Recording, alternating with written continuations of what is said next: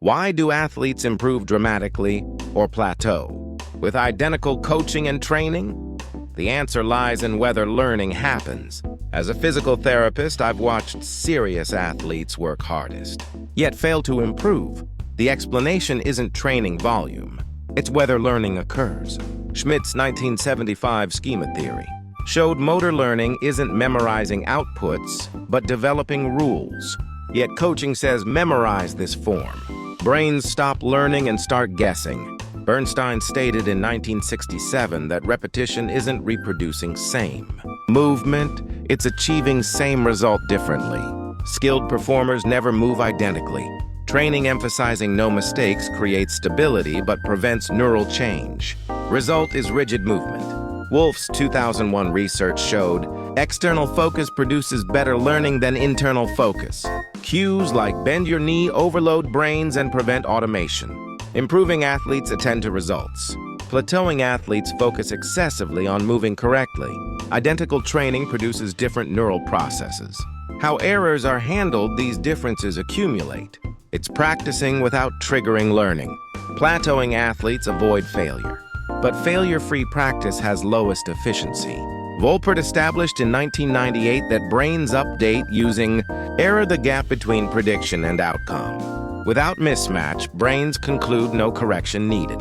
Perfect form feels reassuring but provides minimal stimulation. Bjork introduced desirable difficulties in 1994. Learning that looks worse. Short-term produces superior retention long-term. Slightly lower success rates produce lasting gains. Avoiding failure eliminates variability.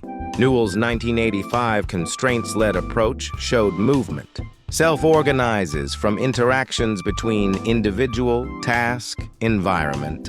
Failure avoidance practice fixes environment, simplifies tasks. Variation disappears. Improving athletes process failure differently. Why did that happen? What did that feel like? What will I change? This cycle runs unconsciously. Whether errors are tolerated makes the difference. Correct form supports failure avoidance. Bernstein stated motor skill mastery isn't freezing degrees of freedom, but coordinating them. Overemphasizing form refreezes freedom that should unlock. What gets praised is reproducibility, but competition demands adjusting to opponents' speed, fatigue. Research showed achieving same task involves different muscle activity. Forcing form uniformity ignores differences and concentrates loads. Form fixation degrades sensory function. Judgment shifts from sensation to right versus wrong. Sherrington showed in 1906 that motor control depends on proprioceptive input.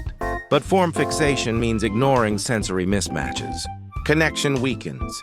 Research from 2002 reported lower movement variability. Athletes face higher overuse injury risk. Repeating same movement concentrates stress. Serious athletes getting injured most isn't coincidental. Athletes with strength who can't move.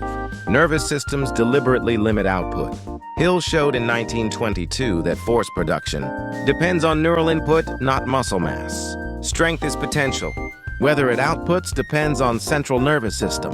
Noakes's 2004 central governor theory proposed that when danger is predicted, brains preemptively limit output. When form fixes eliminate escape routes, brains judge dangerous. Output breaks. Unable to generate force isn't strength deficit, but coordination collapse.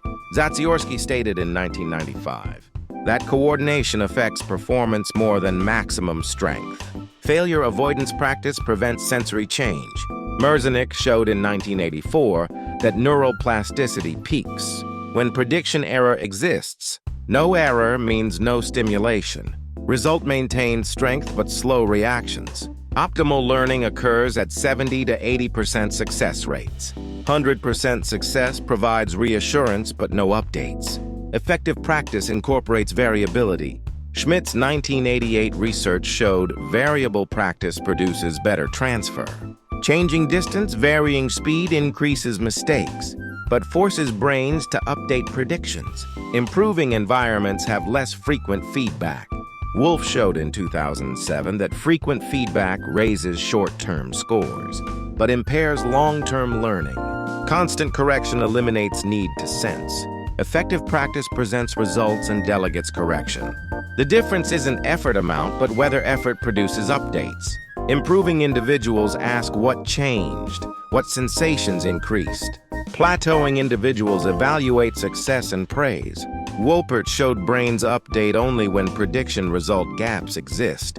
Practice that went well provides comfort but no change. Athletes seeking single correct forms enter endless searches. Movement has no single answer. Newell showed movement emerges from individual task-environment interactions. Seeking correctness fixes movement, dulls sensation. Improving individuals treat failure as progress material. Bjork's desirable difficulties applies. Slightly difficult, slightly mismatched states produce deepest learning. Can deviations be used? Can failure be permitted? Can sensation be engaged? These choices separate futures. How effort gets used matters. Please hit that like button and subscribe to the channel. Thanks for watching.